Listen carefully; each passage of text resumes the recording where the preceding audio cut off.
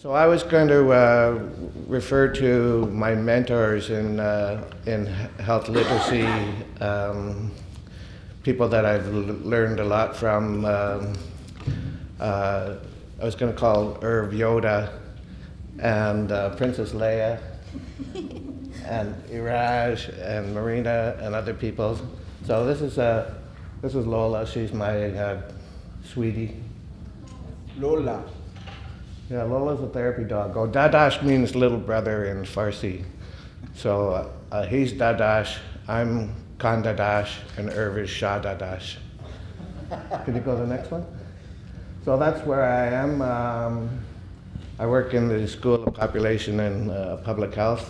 And yeah, so I thought I'd start off with something light. We're talking about health literacy. These are things from real medical charts. My favorite is, I think it's cut off at the bottom. My favorite was reason for leaving against medical advice. Patient wants to live. And so we've been involved in the last few years with many projects on health literacy. And health literacy in seniors, health literacy with different multicultural groups, health literacy with street kids. The examples from the field project that was referred to day before yesterday, and I apologize that I had to work yesterday. And most recently we've been involved in a project on the health literacy community capacity assessment tool. And, excuse me.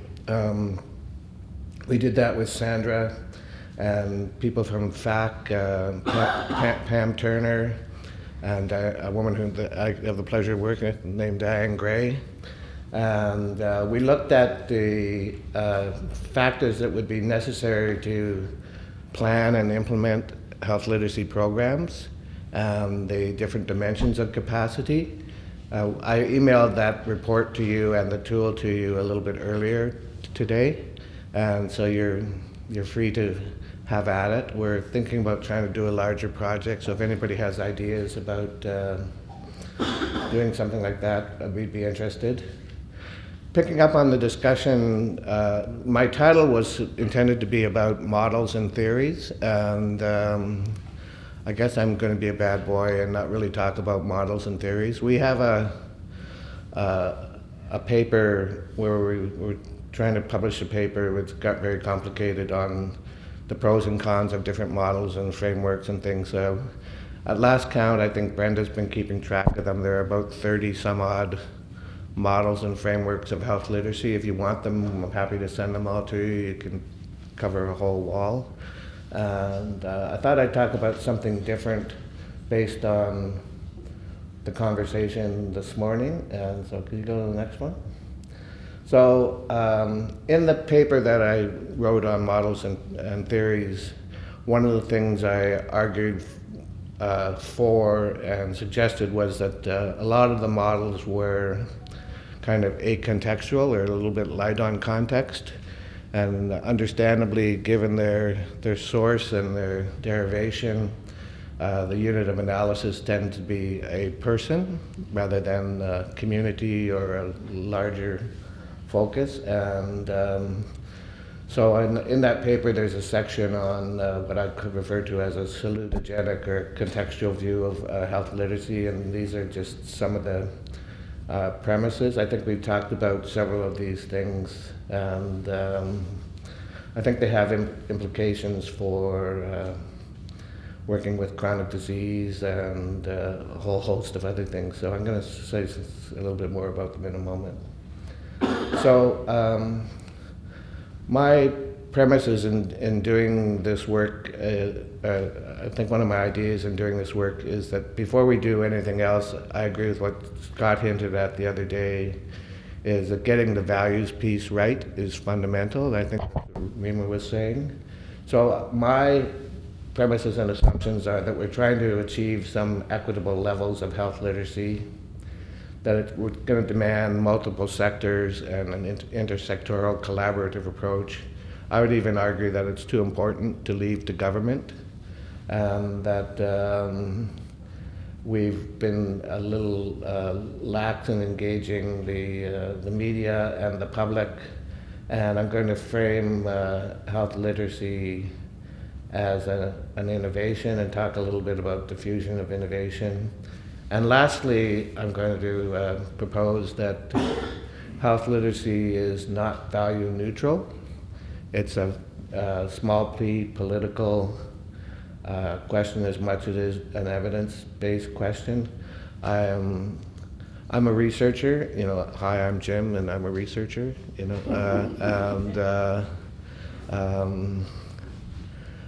I go to a 12-step group for compulsive talkers. It's called On and On and On.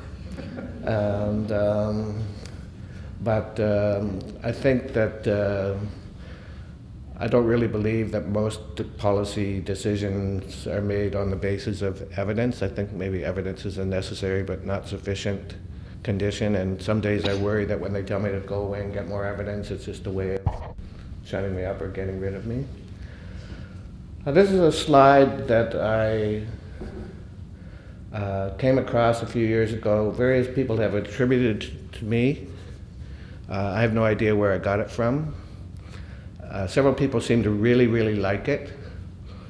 And so I guess I'm going to claim it until somebody else comes forward and takes it. I couldn't figure out how to change the top box into differences in health literacy. But I'd like it to say differences in health literacy instead of differences in health outcomes, if you can imagine that. My premise is that in society, some differences in health literacy and health outcomes both are going to be unavoidable. People are born with developmental delays, they have problems, as I always say that to my students when I talk about this, that not everybody can be as smart and good looking as us. But the other side is avoidable. And the avoidable part is where the inequalities or inequities come in. And just because things are different, that's an inequality. If they're avoidable, and by virtue of the policies or programs that we have or don't have, we deem them to be acceptable or unacceptable, then that's an inequity. And so differences in pay for women, for example, women still make systematically less than men do in Canada.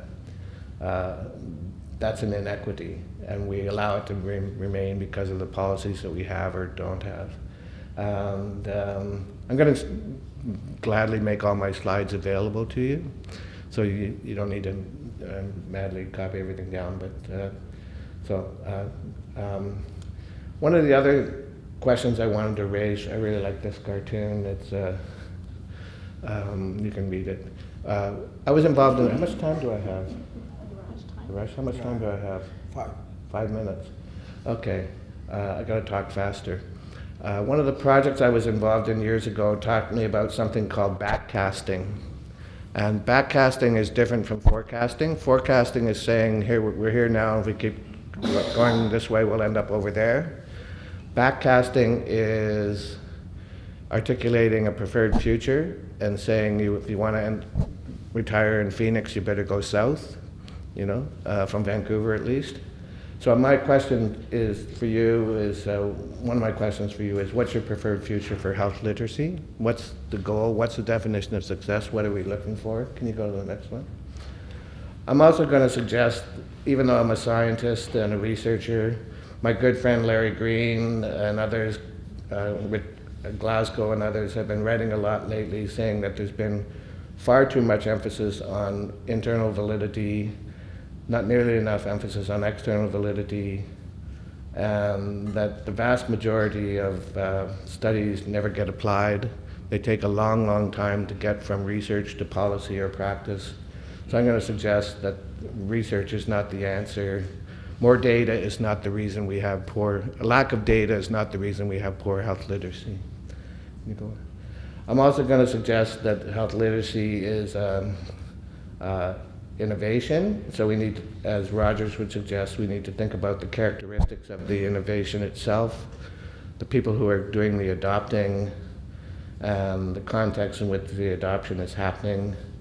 And I think we'd be well served to segment our audience and develop different strategies for different parts of that curve. Can you go to the next one? I thought I'd finish off today picking up on the conversation from this morning. One of my favorite people is Larry Wallach, and he wrote a book a few years ago, which is on one of the slides coming up. I thought I'd finish off, we're talking about how to get on the policy agenda.